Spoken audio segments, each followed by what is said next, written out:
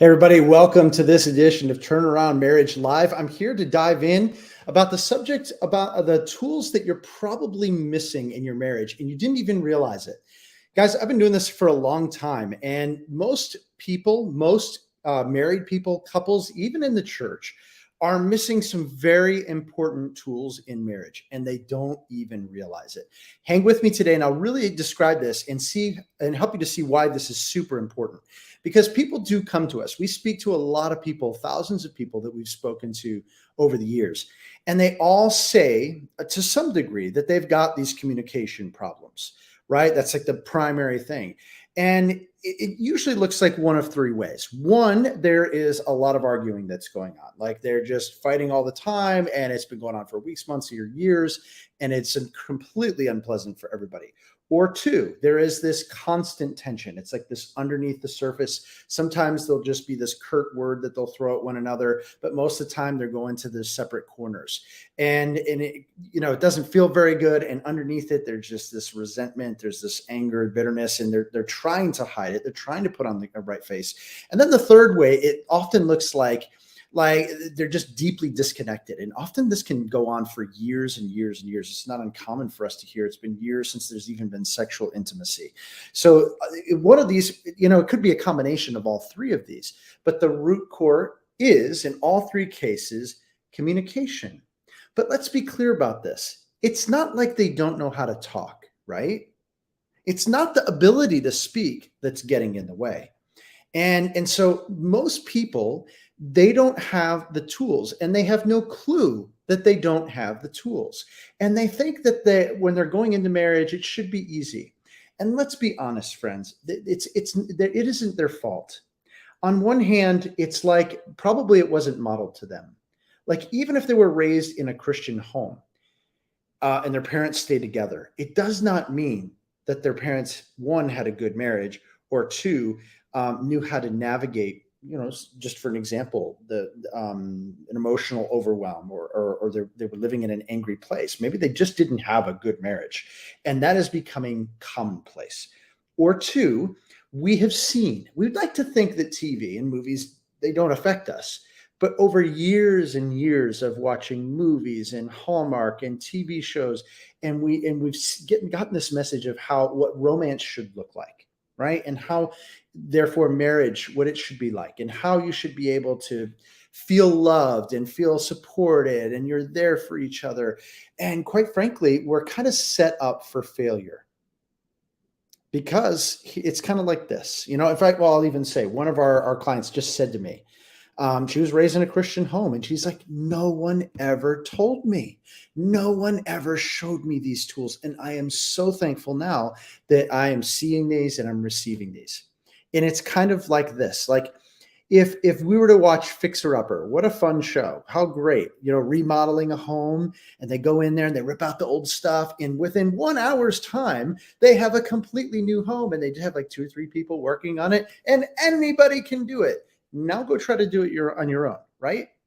It looks so easy on TV, and it seems like, all I have to do is rip that out, and all you have to do is put in the supports in the wall, and anybody can do it, right? Oh, and everybody knows how to use the saws that they use, and it should be quite easy until you try to do it, right? Ever tried putting on an extension on your home by yourself when you didn't have the expertise and didn't know how to use the tools?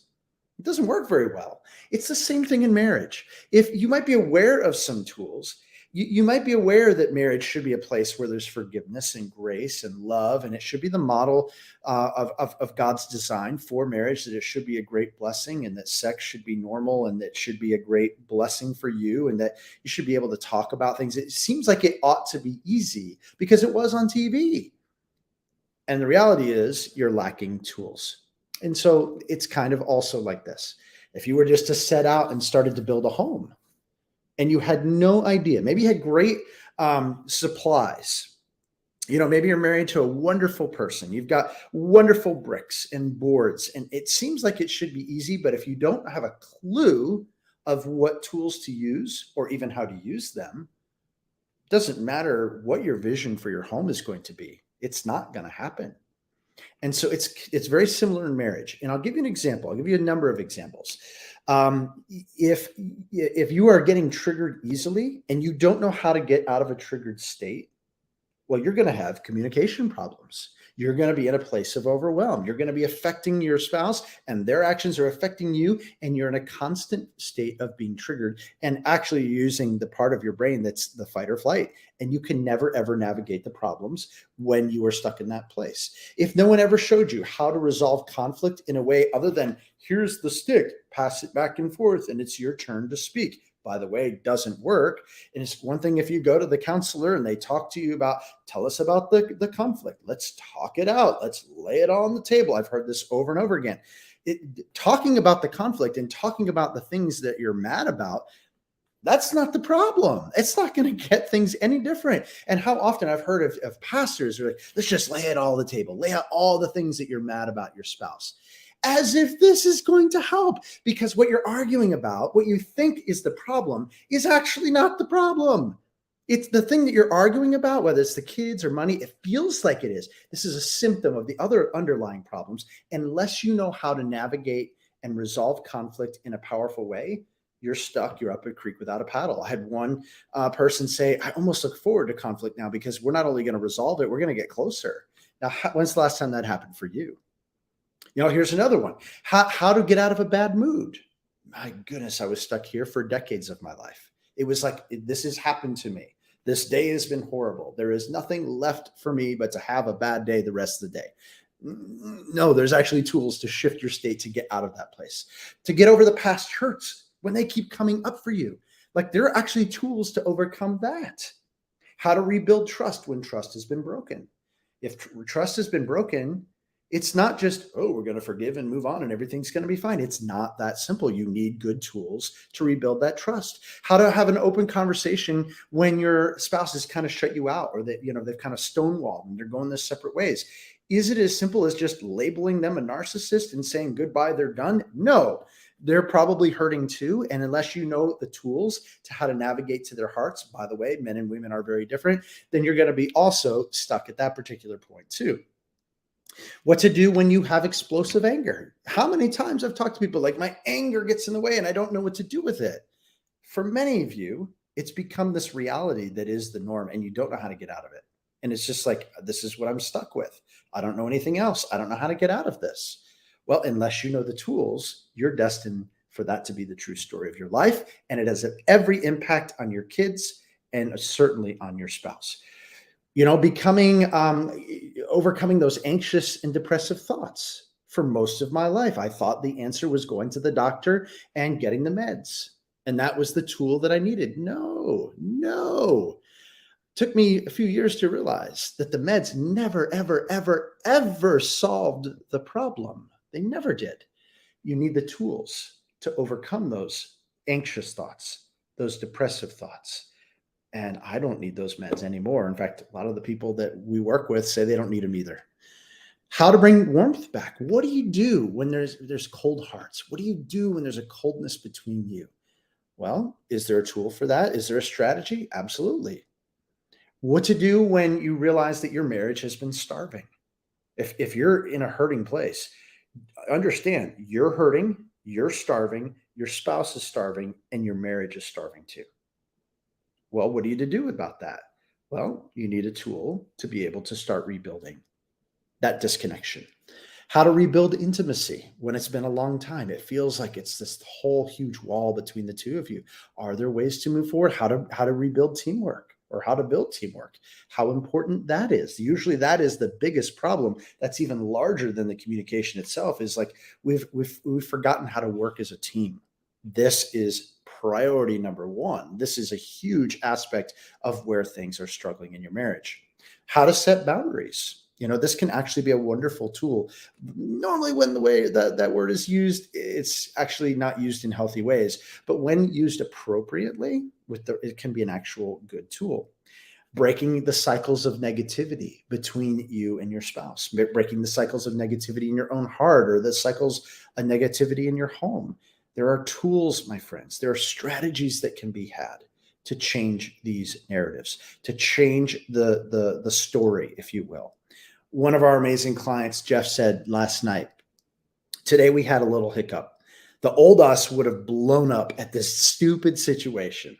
I would have walked away. She would have ignored me a couple of days. We wouldn't have talked. We both applied the tools that we had learned, and we both came back together. We hugged it out. We worked it out, and everything felt amazing.